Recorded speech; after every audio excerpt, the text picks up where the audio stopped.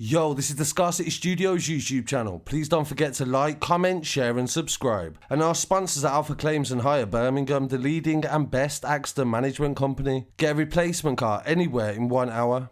69,500 pages of evidence, and this was just what the police seized from phones. 1,980 voice notes that was recovered and transcribed in the courtroom for the case of Olly Stephens. This is what the judge revealed, and he also said that 50 children were spoken to in the investigation and 289 witnesses and 41 mobile devices were seized. This is really a 21st century crime, and the fact that it was basically solved and also started online. More than 200 police officers were involved in the investigation. The judge said in court that I recognise this was a difficult trial for everybody involved. Judge Norton also said that a number of police officers should be put forward for commendations, and also a recommendation to Zoe Neville for her attempts to save Olly's life at Bugs Bottom Field on January the 3rd. In the courtroom, the judge told the girl who is responsible for luring Olly to the murder that your guilty plea and good behaviour since the incident shows me you have real chance to be rehabilitated. The girl will have to stay in a secure unit for half her custodial sentence, meaning she will spend 19 months minus 206 days she has already spent inside, and this means she will spend another 10 months in detention around the same time school year ends in 2022. The judge said the girl would be looking at a 6-year sentence if she was an adult, and this was an offence you were only able to commit because Olly trusted you.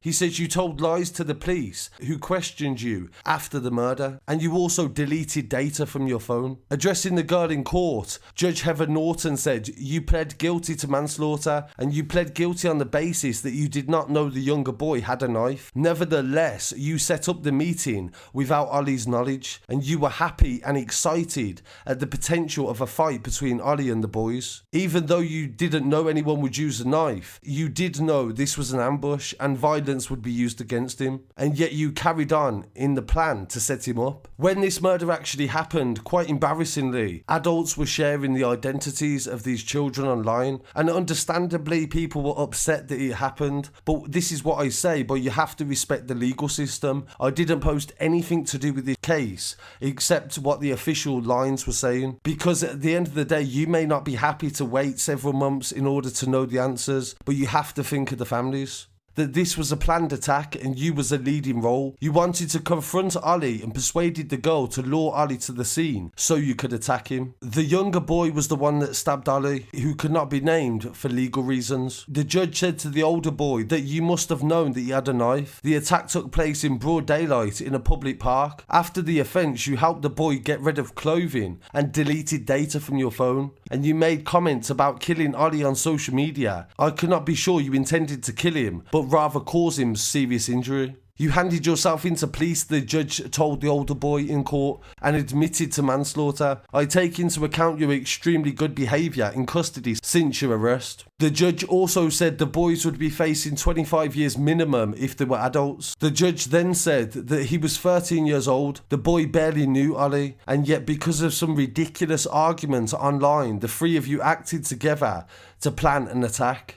You are part of this youth culture that thinks that violence is normal and that knives are cool. You caused the death of a child. What you did was utterly cruel and truly pointless. You have taken one life and damaged your futures, and you have caused so much pain to so many people. None of the children had any previous convictions, being as they were so young at the time anyway. And it's just disturbing to learn of the real reality of why some people get killed. It's not because of something serious, it's usually just something ridiculous. Oliver was killed in Bugs Bottom Field in January, and his mother Amanda said, "The day after Olly was murdered, I remembered washing my hands. I caught sight of the mirror and my eyes just went blank. I thought to myself, I want to die, the pain was too intense." A witness said in court that he seen the girl walking along the road with Olly like she was some sort of queen bee. A girl that was arrogant, they said. There was a dispute between the defendants and Olly, and Oliver was stabbed over a dispute on Snapchat, literally. And the reason they know so much about it is due to all the thousands of pieces of online evidence. They found text messages from the girl saying on January the 3rd that he's going to bang him, and I'm so excited you don't understand. In another series of messages as well, she said, I don't care if he fucking dies, I honestly don't. The girl was only 13 herself at the time, and the restrictions on their names will be lifted on their 18th birthdays. So this is just a disturbing fact of life now, that social media can fuel such violence and also betrayal by people that you trusted as well.